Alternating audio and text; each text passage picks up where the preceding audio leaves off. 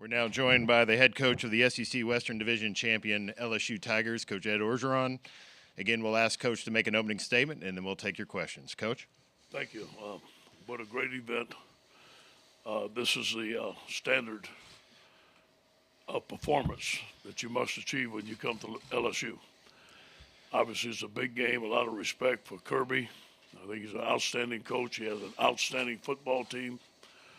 This is going to be a big challenge for our team tomorrow, but we're ready to go. It'll be a great atmosphere for the LSU Tigers. All right, thank you, Coach. If you have a question, Mariana or Kelly will get a microphone to you. We'll start right here and right in front of me in the second row. Hey, Coach. Jacques Doucet, WAP-TV, Baton Rouge. Coach, I was thinking the last time LSU was in Atlanta was SEC Media Days 2018. You were picked 5th in the West. A lot of 6-6 predictions. Since then, you've been 22-3 and 2 great seasons. This one, a really good season. So just speak of what you've accomplished since then and proving the doubters wrong. Well, and again, it's not about me. It's about being at LSU. It's about getting the right pieces together, continue to recruit well, get great coaches. I think I have the best assistant coaching staff that I've been around. We wanted to go through the spread, but you know what? We had the quarterback to do it in Joe Burrow, and then Joe Brady comes along, and everything fell into place. Okay, we're going to go straight in front of me along this near aisle. Coach? Coach Jamarcus Fitzpatrick with KLB and Alexandria. How do you guys particularly plan on stopping the 3-4 defense that Georgia runs? Yeah, well, obviously we got to play our offense, and we got to win the line of scrimmage on both sides of the football. They're very athletic. They get 11 hats to the football. Just like other games, we're going to have to figure out what they're doing. Sometimes what we've seen on film, sometimes they do something completely new. But I know our coaches will figure it out. It's going to be a great battle. Okay, we'll go right here right to our right, Coach. Here on the front row. We'll get a microphone to you. Coach, you said this year that Murray Poole, Bulldog Illustrated, you said this year that Clyde Edwards, Hilaire is probably as good a running back as any in the country, and I think Joe Burrow said it on the teleconference Monday too. What makes him such a special back? His heart. When Clyde walks in the room, Clyde is 6'4", 270. And it's just his persona about himself, his confidence. I do believe he's gotten better as the year goes by. I think that he's able to catch the ball out the backfield. He's an all-purpose back. He can make you miss, run around you, very fast. I just think his heart and his courage says a lot about the young man. Okay, we'll go over here on the left, second row. James Rand with the American Press. Ed, what is similar or different about this Georgia defense to some of the other kind of elite groups you guys have played against this year? Great defensive lines. Well, first of all, great coach. Kirby's a great defensive coach. They play solid fundamental football. They're hard to run the football because their guys get so fast to the football. They're great tacklers in space, and they put tremendous pressure on the passer. We're going to have to protect Joe to get the ball downfield. Okay, we'll go over to our right on the third row on the aisle. Brandon Sudge, Megan Telegraph. So on Georgia's end, so how'd you look at DeAndre Swift and the talents that he possesses? Are there things that are similar to Edwards Hilaire, and what are some things that stand out about DeAndre Swift? I think there's things that are similar.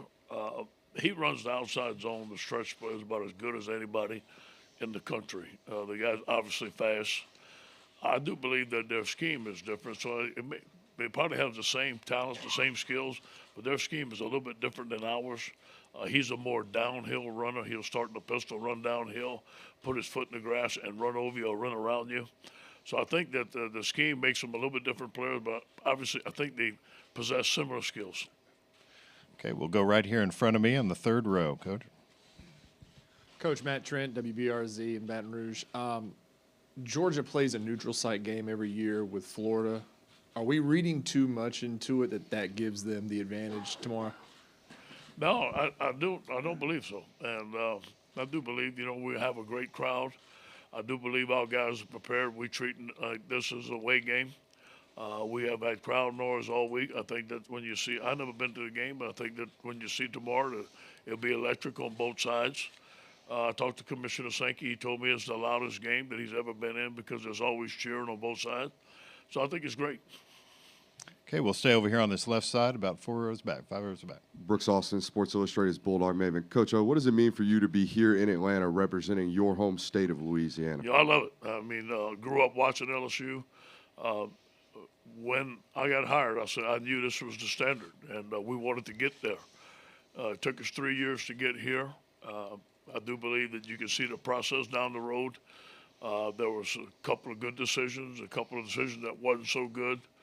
But thankfully, they gave me the time to get it right, and I feel like we're on the right track right now. So hopefully this is just the beginning.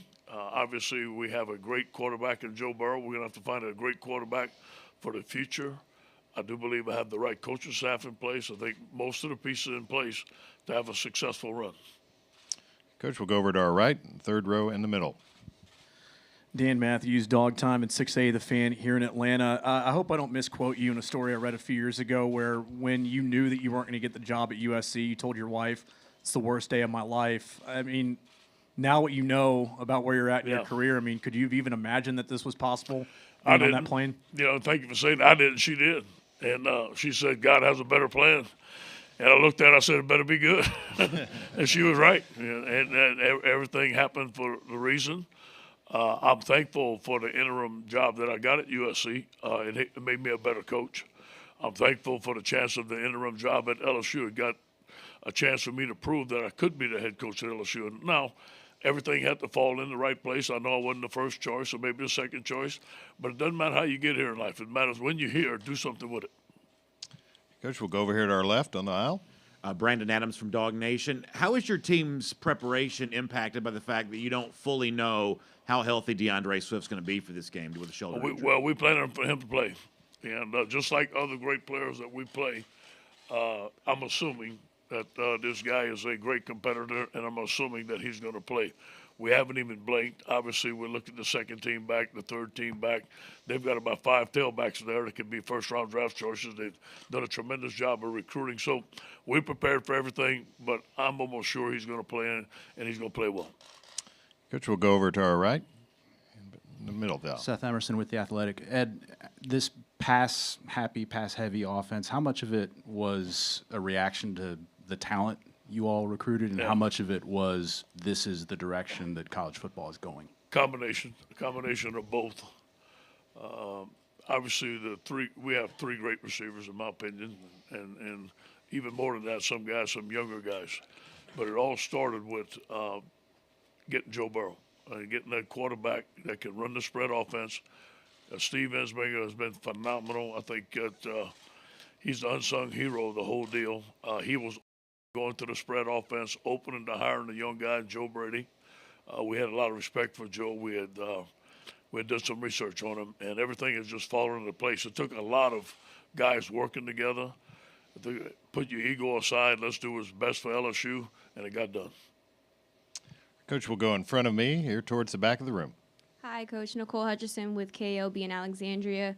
Georgia's top wide receiver, George Pickens, is out for the first half this Saturday. I mean, do you think that has an effect on you all? Is that a relief for you all since they're missing a key asset on their offense? Well, first of all, I recruited George, and I know his mama, so I'm so glad that he's such a great player. I thought that I really liked him. I thought he'd be an outstanding player. Obviously, Georgia has had #1 recruiting classes. They have guys behind them. We use the term next man up. Put 11 men on the field and we fight like Tigers, and I'm sure they're going to have the same plan. Okay, we're going to go right here in the front row. Brooks. Hey, Ed, Brooks Spina from The Advocate. I mean, you guys practiced early yesterday, got here yesterday. How have you prepared them mentally for this moment so far? I think it's worked out well. We did as much work that we can do over in Baton Rouge. Usually we travel on Friday, but I had to be here today, and I was not going to let the team travel today and me not be with them. So one team, one heartbeat, we travel together. The guys got to the hotel last night, and we had a tremendous meal. Man, we had smothered pork chops, fried chicken, collard greens. Man, the guys loved it. Just like one big family eating together. And they went to bed at 11 o'clock, didn't have to wake up till noon today, so I'm sure they rested. We're going to have the same routine that we do in Baton Rouge. We're going to have a heartbeat meeting at 3 o'clock. We're going to have our meetings. I have a walkthrough in Mercedes-Benz Stadium and have our meetings tonight. Coach, we'll go over on the right, 3/4 of the way back. Henry Queen, the red and black. This is the third year in a row Georgia's been here. How much does that play an advantage for them, and how much does it say about Kirby Smart's program? Well, first of all, a lot of respect for Kirby and what he's done. I recruited against him. I've known him for a long time. I enjoyed watching him play. He was a tough football player. And when we do go to coaches' meetings, he's very cordial to me. We talk, we laugh, we joke. So he's done a tremendous job. And Georgia's a great program and a great state to recruit. It's indicative of his coaching and his recruiting. His third time being here. Is it going to be an advantage? I'm sure it's going to give them some confidence. But you know what?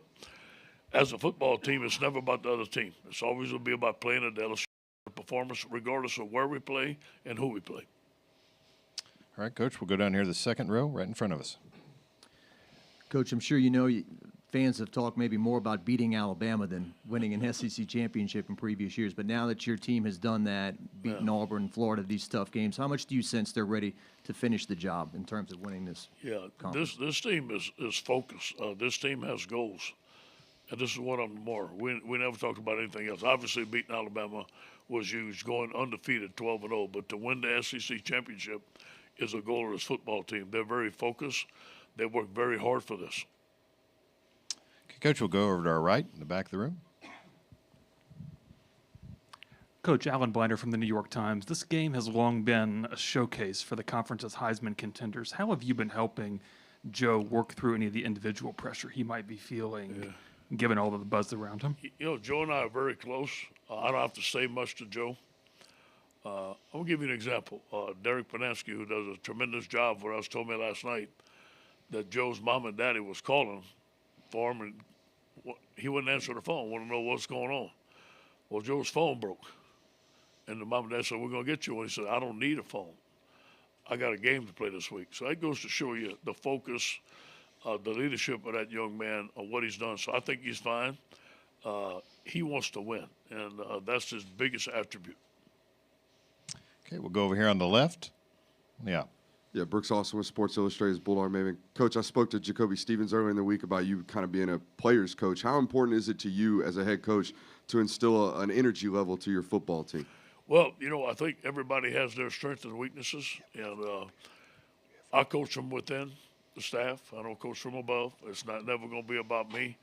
I want to give them all the energy I have, and I'm an energetic coach. So I think that, in recruiting, I develop relationships with these young men. We talk about things in my office that we're going to get done, and we follow through it. Let me say something about Jacoby. He's an outstanding young man. He's an outstanding football player. I'm very proud of his leadership. Okay, Coach, we'll go over here to our right here in front of us. Ed, Jeff Sintel, Dog Nation. I mean, it takes elite recruiting to get to this game.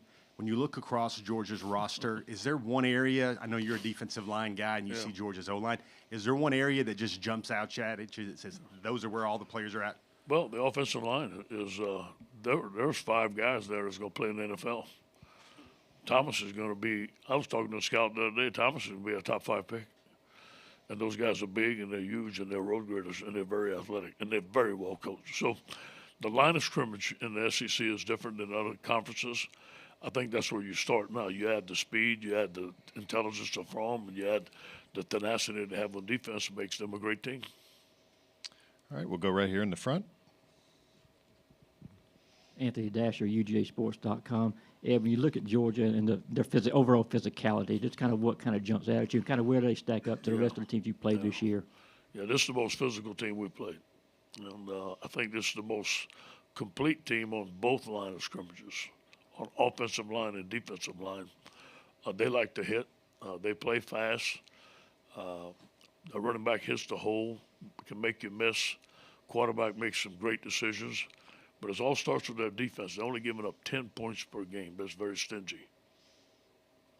All right, we have time for some more questions. If you've got a question, we've got a couple more up front here. We'll start here on the second row.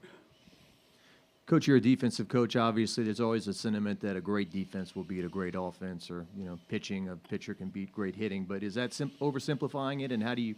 I mean, a lot of people are just going to look at it as Georgia's defense versus your offense. Well, I look at it opposite. we got to play great on defense.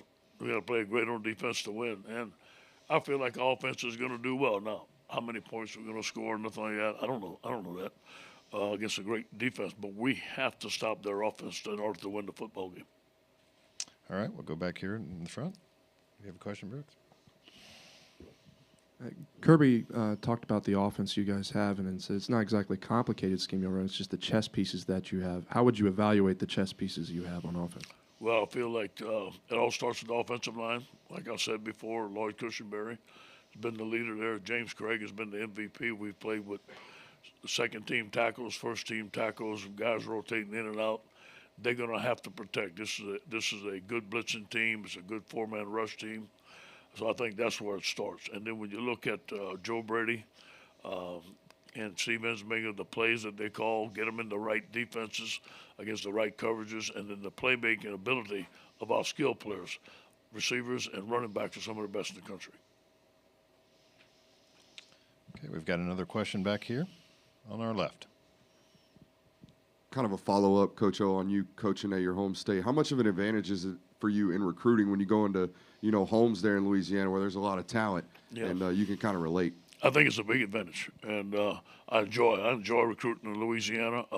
I'm going to be in about 18 to 22 homes next week, so that means about 18 to 22 gumbos. So this is going to be great, but it's kind of a party when I get there. It's kind of a festivity. It's other schools, I had to go recruit, talk to the mom and daddy, bring everybody. But when I go now, it's the aunts, the uncles, the grandmas. They have a party. We eat, we laugh, we joke together. It's just like being a part of a big family. Coach, we'll go over here to our left. Scott. Scott Rabelais with the Baton Rouge Advocate. And you talked about, over the course of the season, about the decision to go to the spread. You felt it was the way to go. But it was a gamble. I mean, were there ever times when you're like, because you're changing the culture of your offense? I mean, was there ever a time when you're wondering if this was going to work? After the spring, I felt good about where we're going.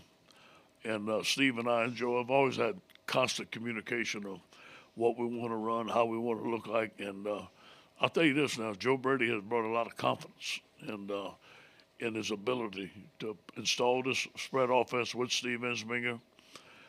We don't have any 12 personnel. We don't have a fullback, 21 personnel. In some ways, that was hard to let go. The thing I didn't want to let go was the physicality of LSU. I still wanted to run the football and be physical, and they've done that. So I can't complain about anything that the offense has done. I think those guys have been phenomenal. Okay, if we have time for a couple more, if anybody has a couple of questions. If not, we'll let Coach go. We've got one right here in front, 3 rows back. Coach Kirby was talking about the leadership qualities that Jake Fromm has. He shoulders a lot of the blame, yet he can still give out credit. It's kind of a selfless leadership, selfless servantship type deal. Can you compare and contrast, because it sounds a lot like Joe Burrow? Yeah. To give you an example, we had some recruits on a spring visit. I don't recall what day it was, and it was Saturday. And they asked me, said, Coach, can the recruits go watch the players practice? They're not practicing today. Said, oh, yes, they are. They had a player-only practice on Saturday morning in the spring. And he had many of those practices, along with other leaders on the team. These guys are very committed. Joe's a silent leader. Joe won't scream. Joe won't holler. But he does things by example. When things are not right, he'll step up and challenge guys. He is a fierce competitor. He is very focused. He's mature, ahead of his years. He brings a lot to our football team. All right, we've got another question here on the aisle right in front of me, 3/4 of the way back. Coach, you've talked about the offensive line a lot, with Lloyd Cushenberry being right there in the middle. Do you think that if the offensive line protects Joe and is able to open up some running lanes for Clyde, do you think that that's the key to victory? No question. No question. Offensive line has got to block their front and their linebacker. It was very fast. We can't have negative plays, sacks, fumbles, and stuff like that. And those guys are very capable of doing that. We're +6 in the turnover ratio. We want to be +3 every game. And this is going to be a big game for us, taking care of the football and getting the football back for offense. All right, Coach, thank you for your time. Good luck tomorrow. Go Tigers. Commissioner Greg Sankey will be here in just a few moments. As soon as we shift the room, we'll be back with you.